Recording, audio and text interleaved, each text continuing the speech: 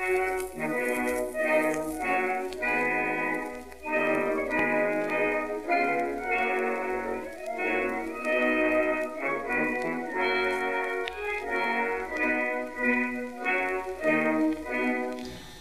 have American citizenship, so that would be, by definition, I am an American.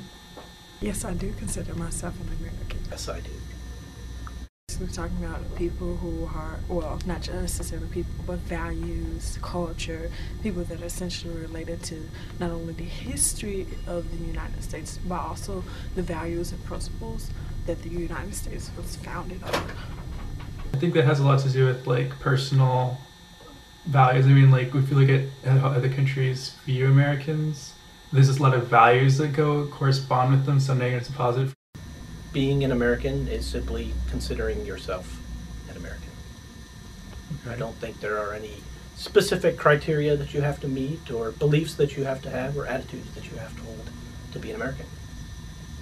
It's an ideal, like Americans tend to have an ideal about themselves as well as about how the country functions as a whole. Like we believe in liberty and certain basic principles that some countries may not agree with, and it's foundational. I think most Americans would have a similar foundational belief system and like how the like principles like government, like democracy, freedom, no oppression. But outside of those basic principles, that's when you're going to start to split as to the definition of an American. I would still say that they're based on what was written in our Constitution, or rather, I think the preamble, but I'm not sure to be honest, which is we all have 3 essential rights, which is life, liberty, and the pursuit of happiness. It's a very subjective thing, and I think that there are people throughout the world who could think of themselves as Americans, even if they don't physically live here. And I think America is basically a place where you can think what you want and have whatever attitudes and opinions you want, and if you feel that that's something that's important to you, then you can be an American.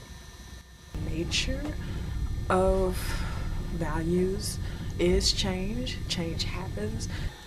As time goes through, we shift our views, and something that was considered once an American idea that's okay for an American to do, so to speak, now it's be very anti-Americanist, so to speak. Like today, if you supported slavery, most people would say that's very un-American. If you supported, discrimination of some kind or another, like very heavy discrimination, like killing somebody over something like that, that'd be considered very American. But that's different than necessarily opposing them, because that's also very American, is too loud to have different ideas, because that's what America is based on, is freedom.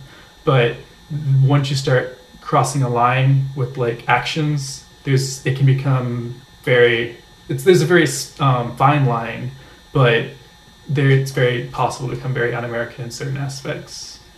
I think that to a lot of people there have been, but the story of America also is the changing of those values. So, for example, the Supreme Court itself and the entire political system for at least a century in the United States told you that if you were not white, you were not fully American.